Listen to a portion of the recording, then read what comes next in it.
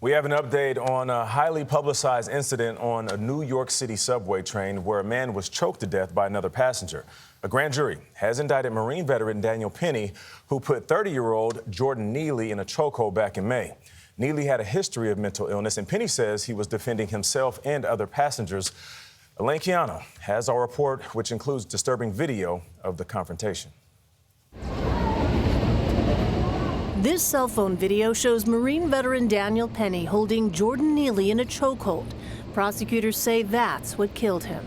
In a statement, attorneys for Neely's family called the indictment the right result for the wrong Penny committed. CBS News legal analyst Jessica Levinson. I think what the grand jury looked at in terms of the evidence is evidence that led them to believe a prosecutor could prove that Penny used unreasonable force. Were the actions justified given the potential threat to others on that train? Penny's lawyers said their client restrained Jordan Neely when Neely was threatening to kill subway riders. The three main threats that he repeated over and over was, I'm going to kill you, I'm prepared to go to jail for life, and I'm willing to die. Earlier this week, Penny attempted to defend his actions in a series of video statements. And then some people say that this was about race, which is absolutely ridiculous. Cell phone video shows that Penny held Neely in a chokehold for nearly 3 minutes.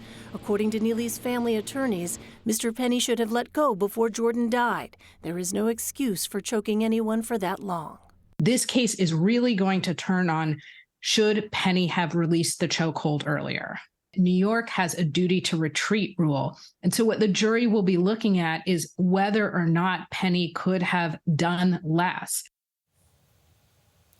There's no word on when Penny might now be arraigned in the wake of the grand jury's indictment.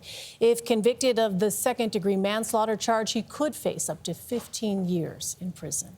This story is so tough, especially when you look at Neely's history with mental health illness. He lost his mother as a teenager. That apparently was really a trigger for him and slipped through the cracks. Social services knew about him, but lost track, it seems. Yeah, there's a lot that could have gone differently, and if it had gone differently, we would not have ended up with where we are today. And jury selection is going to matter a lot here. If you've got a lot of New York City subway riders, depending on their experiences on the subway, that's going to color how they hear this information and what they decide. Yeah, you're right about that, Tony. Thank you, Elaine.